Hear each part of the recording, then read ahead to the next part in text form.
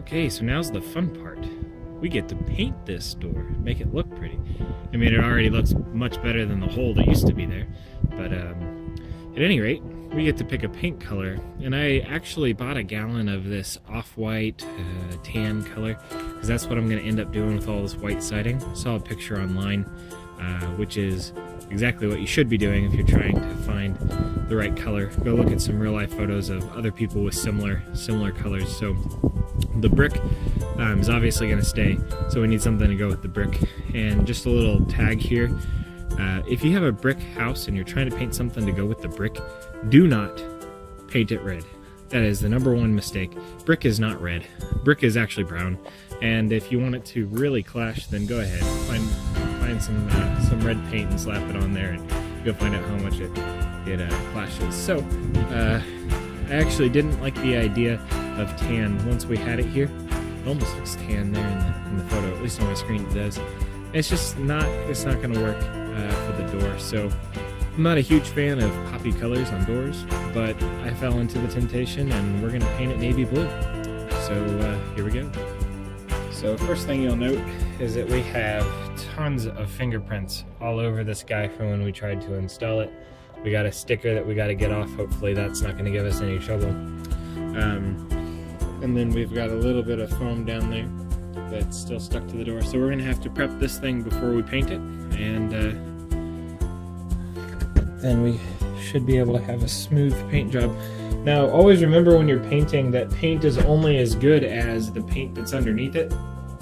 So lucky for us, this fiberglass door is pre-primed. It was primed from the factory, which is the best type of coating there if you can get it done in the factory.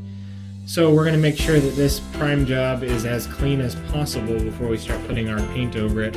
With that being said, I did pick out some pretty high quality paint just because I don't ever want to skimp on something, especially when it's the first coat, since you could put expensive paint over it in the future, and if it's low quality paint underneath it, then it's only going to be as good as that low quality paint without stripping it off, and who wants to do that? So I'm going to knock this door off of the hinges, going to go ahead and knock the hinge out, the pin, and we'll get her to the garage and start painting away.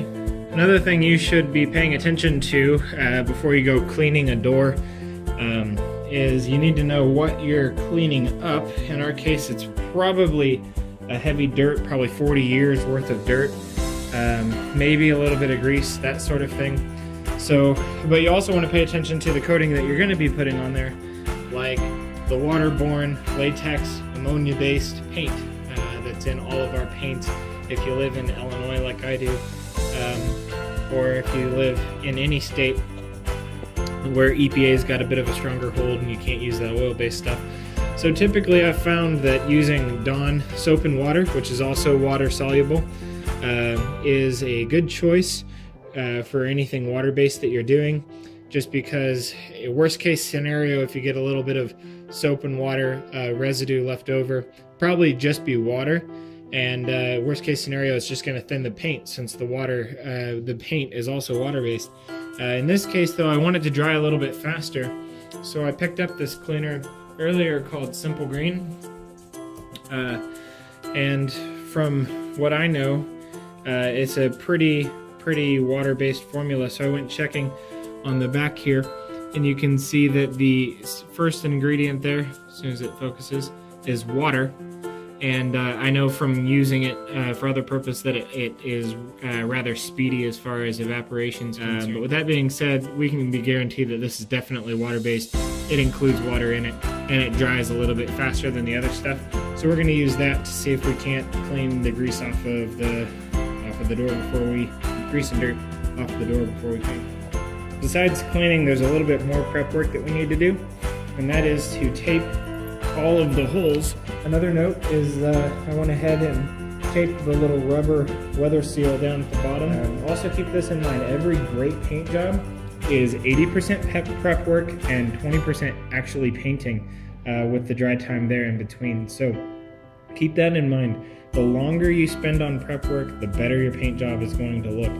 So we've also taped up the screw holes here for where the factory hinges were, and we'll just do our best to not paint too thick right around those areas to make sure that the hinges stay right where they were from the factory.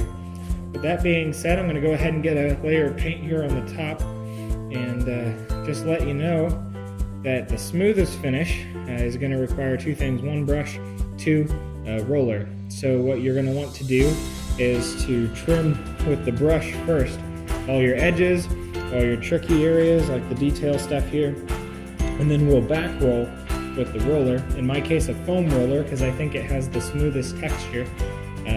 So you're going to want to back roll that, and then that'll go over the brush marks and hide all the brush marks on the smooth surfaces, like the big thick planks here and then there in the center. And so you get brush marks only in the little tiny inconspicuous area, and then you get roller smoother texture over the cross of the face of it. So we'll get started. So changed up plans. I just read the dry and recoat time on our paint there, and since it is waterborne, I should have been prepared for this, but it says allowed to dry for 4 hours before recoating. Except for the fact that we don't have a door on our house, and 4 hours puts us at 7:30. I can't wait that long, so I got a little innovative. I took a step ladder and a couple runs of EMT conduit to a shelving unit. I stuck it through the holes that were already made in the door there, so now I can paint both sides at the same time. And if I'm out that late, maybe even get a second coat. But worst case scenario, I'll get all the hard to reach spots around the edges and whatnot real good, and I'll do the second coat with it standing up on the door itself. So I'm going to have to clean the other side and clean a little bit of the first side since I rehandled it. But then we'll start painting. So I finished the second coat, or first coat rather, and first coat is supposed to look like junk. So, I mean, unless you're into this sort of thing and you want it to look weathered and really sloppily done, then maybe this is a masterpiece to you. But to me, this is really sloppy, and definitely requires a second coat. So on your first coat, don't worry if it appears this way with a lot of brush strokes. I didn't even use the roller on the first one. I'm going to go back and use cut in on the edges again with the brush, and then use the roller. Coat 2 complete, and I still haven't used the roller on this thing. There's spots like right up in here where I know the roller is not going to be able to do that since it's all at an angle. So that's going to need a third coat. And if you remember, the purpose of rolling is to smooth out the texture, so you want your roll coat to be the last coat. If I still have to go in here and do brush work, I'm going to get brush strokes all around the area as I'm trying to feather it out and feather it in. So we're going to hold off on the roller until a third coat's done. I think this is only this way because I wasn't very generous with that first coat. That first coat could have been a lot better. But anyway, I did go ahead and brush the entire thing. Even the spots that we will be rolling, you can see that looks a lot better. And that's because once we do the rolling coat, I didn't want that to be neglected, and if the roller didn't get it all, then have to do another coat again, because this is really getting time consuming. So in the meantime, while that's drying for another 4 hours, I can go do some other things like trim some more edges.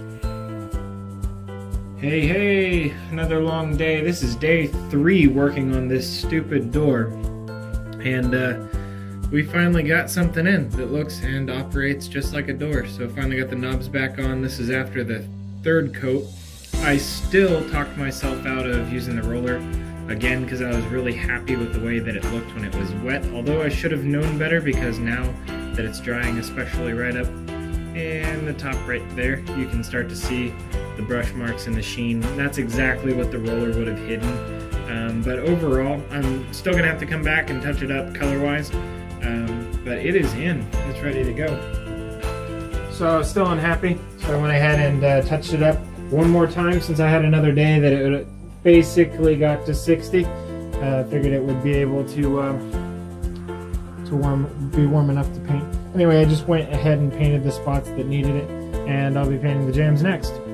So we got the jams painted. This is a little while after the fact. As you can tell, there's already ice everywhere. And I was just talking about 60 degrees, but I realized I hadn't ever filmed exactly how this turned out. So I'll let you know as soon as the awning comes off, then we'll take care of that board. But we used that tan that we were originally going to use for the siding and for the door, and it turned out really good against the navy blue.